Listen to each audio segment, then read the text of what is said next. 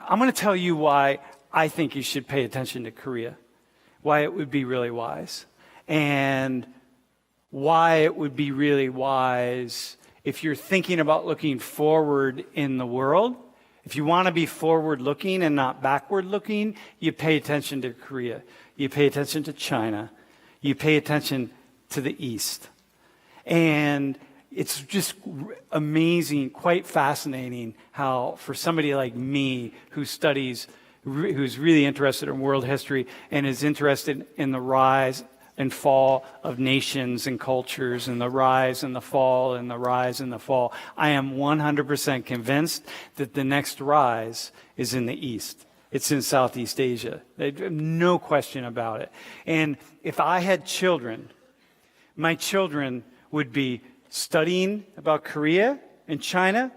They'd be learning Korean. They'd be learning Mandarin. I would be sending them to study abroad in Seoul, not to Rome, not to Paris, not to London. I would be, listen, go for it. You want to be part of the future of the world? You go east. Think east. Imagine east. If I were running a university, these would be the language programs that would be blowing up. These would be the cultural programs, the things that we'd be studying, because I'd want my students to be looking forward. Look, let me just show you a couple of things. I know we don't like numbers. GDP, gross domestic product. So this is sum total of all the finished goods and services that come out of a country. The finished goods and services, including things that are sold internally and that are sold externally. And let me show you this. In 1965, in the UK, the GDP in the UK was $100 billion. In South Korea, it was $3.1 billion. South Korea was a poor country. Like poor. The GDP in Ghana in 1965 was higher. The GDP in Algeria in 1965 was higher than in South Korea. The GDP in Malaysia, in countries all over the world that I could list them out and you would say, wow, those are really poor countries, were higher than in South Korea. In 2019, the GDP in the UK is 2.8 trillion, and in South Korea, it's actually about 1.6 trillion. South Korea blew up. Things happened in a really, really serious way. Probably in the history of the world, in my study, in my understanding of the world, there's never been a country that has been able to do what South Korea has done economically. Never has happened. And if you want to it's just like thinking about where the future is. You don't go backwards. If I said, hey, we want to think about the future of energy. And here's what we need to do. We need to reopen a bunch of coal mines in the United States. You'd be thinking, man, you're like looking backwards. In fact, you're looking so backwards, you're looking inside of a closet somewhere. And what are you talking about, coal mines? That's not the future of energy in the world. And you want to know what the future of technology and commerce and moving forward, you start looking in this direction. Utterly fascinating. Dude, I have nothing in particular. There's nothing about Korea or China or anything that I feel like somehow connected to. I'm an American. I'm just a person that's looking at this stuff. So here, let me show you one thing. So the Koreas, how many of you have heard of this word? Whoa, okay. So you're going to get something today. So the Koreans did something really, really fascinating. First off, just in terms of commerce, right? You know Samsung, right? So that's a Korean company, LG, Korean company. I mean, we can go Hyundai. I mean, there are all sorts of car technology companies. So this is all Korean. In 40 to 45 years, 50 years, that has happened. Okay? But the Koreans also had some other idea. And they said, look, we can try to compete in the world economically. But, we got to go up against some countries that are way further advanced than we are. And we're going to take a risk if we put all of our eggs in that basket. And we can do that. It'll be really interesting, and we'll probably go much further than we would if we didn't do anything. But it's still a bit of a risk. But there's one area of the world where we could exert our power in ways that nobody's necessarily looking, and it's a wide open space.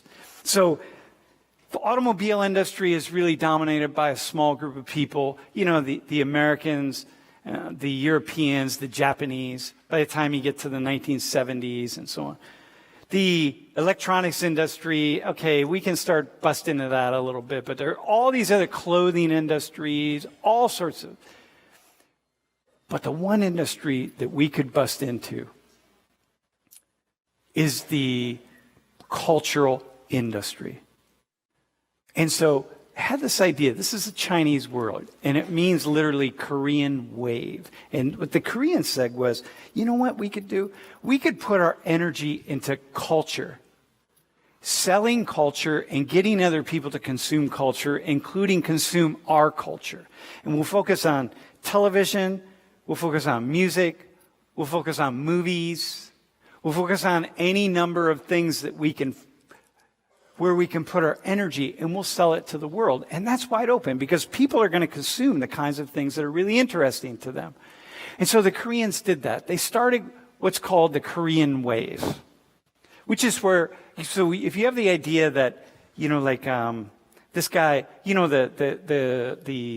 the singer Psy, or all these K-pop bands, this idea that this just emerged out of nowhere, it didn't emerge out of nowhere. It was a very distinct, concerted effort on the part of the Korean government and the Korean people to push these ideas in this culture out around to the rest of the world and get the rest of the world to consume and to buy it. So they would do things like the telenovela, the Korean version of the telenovela, right?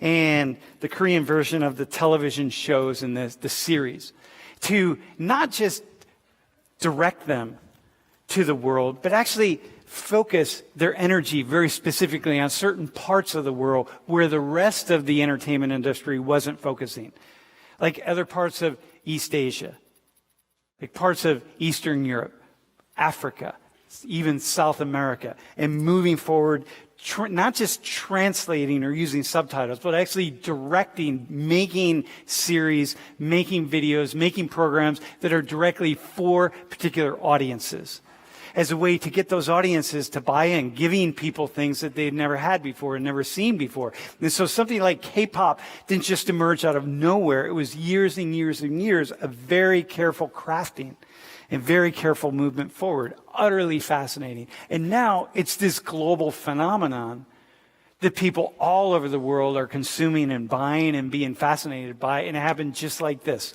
Even so, the one of the K-pop bands, BTS, was at the music awards last year.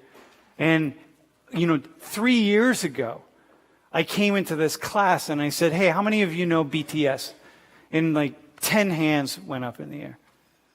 And then last year, after BTS was at the music awards in the United States, about a month later, I came into the class and I said, "Hey, how many of you have heard of BTS?" And almost the entire class raised their hand. And that's how quickly this stuff happens. And so there's a movement, this Hallyu, the Korean wave. Have you ever been on the ocean? I was saying this a little bit earlier today. You ever been at the ocean and you're sort of getting up out of the water and you turn your back on the sea? You never turn your back on the sea, y'all, right? You never turn your back on the sea, but you do, and you're sort of standing on the edge and you're not noticing, and waves will just come crashing over you and knock you over and throw you up on the shore. There's a certain sense in which that's what's happening and has been happening in the world for the past 20 plus years. So there's this movement in pop, in Korean pop, of male features. This dude's cool. Men, right? Men in here, right? This dude is a dude that Korean women find really sexy and handsome. Got it? Here's a dude. And so look at him. Look at what he's got. Makeup. So we got makeup. We have dyed hair. We have soft features. And you got the abs. All this. Got to have the abs. So this dude is like the classic K-pop guy, right? And if you look at all these K-pop stars and one after another, you see these photos and you see the guys are all the same and they're handsome. They're cute and they're handsome. And they're considered to be really, really attractive, and not just by 18-year-olds and 15-year-olds, but by 30, 40, and 50-year-olds. You can be a guy in the West and be thinking, yeah, no, that's not really cool. And here you got, let me just walk you through something, men. You got a movement in the world called kpop, driven by a culture that is unlike any culture we've ever seen in the world, where the essence and the style of masculinity, of cool guys, cool men, are guys like this. What makes you think that this dude isn't going to be the style in the United States in 30 years? What makes you think that you're going to have kids, that you won't have kids? Or imagine this, that you have boys and your girls come home and this is the kind of guy they're interested in. Or here, this is a Chinese band. And if you think like, no, that's not possible because we're still into macho-ness and beards and so on. It's like, remember this, the Korean wave, you're standing on the shore, you got your back to the ocean, and the Korean wave might be ready to just knock you over because you have no idea of what's coming. This is BTS. This is the band that really has put K-pop on the charts. Look at these guys. This is the future. And I'm going to put my money on the idea that this trend where these men represent the future of masculinity in many parts all over the world is probably very likely to happen. How many of you, raise your hands again, find these men to be particularly attractive? Raise your hands. Okay, awesome. It's like 20 people.